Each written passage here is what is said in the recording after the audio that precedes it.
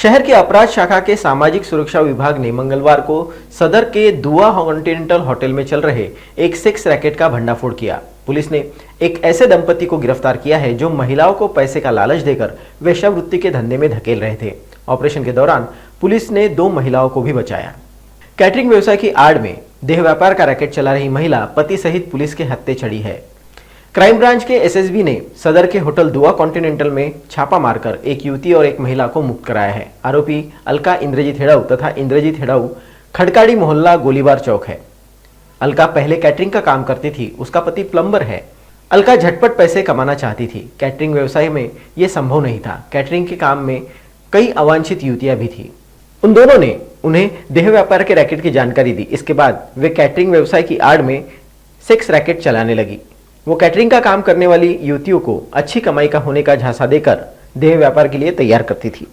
आमच्याकडे एक माहिती होती, अलका हेडाऊ नावाची लेडी आणि तिच्यासोबत तिचे पती इंद्रजीत हेडाऊ हे मिळून काही मुलींना किंवा महिलांना वेश्या व्यवसाय करता वापरतात, त्याच्याकरता भरपूर पैसे घेतात।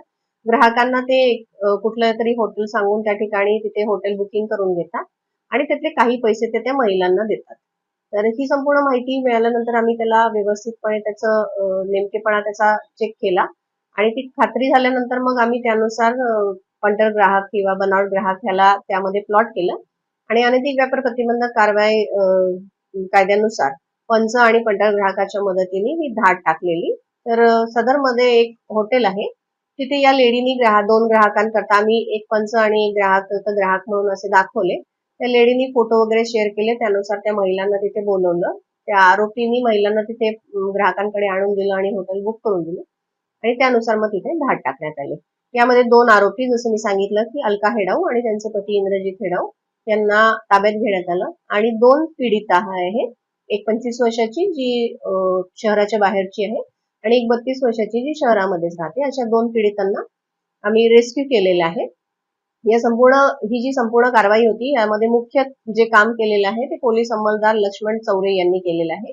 या व्यतिरिक्त पोलीस अंमलदार सचिन, नितीन, अश्विन, कुणाल, शेषराव, समीर, अजय, कमलेश, प्रकाश आणि या व्यतिरिक्त आमच्याकडल्या महिला पोलीस अंमलदार ज्या आहेत त्या श्रीमती लता मॅडम आणि ASTUच्या वैशाली मॅडम, या व्यतिरिक्त आमचे चालक कमलेश आणि पूनम यांचा सहभाग राहिलेला आहे आणि त्यांच्या मदतीने ही कारवाई सक्सेसफुल झालेली आहे।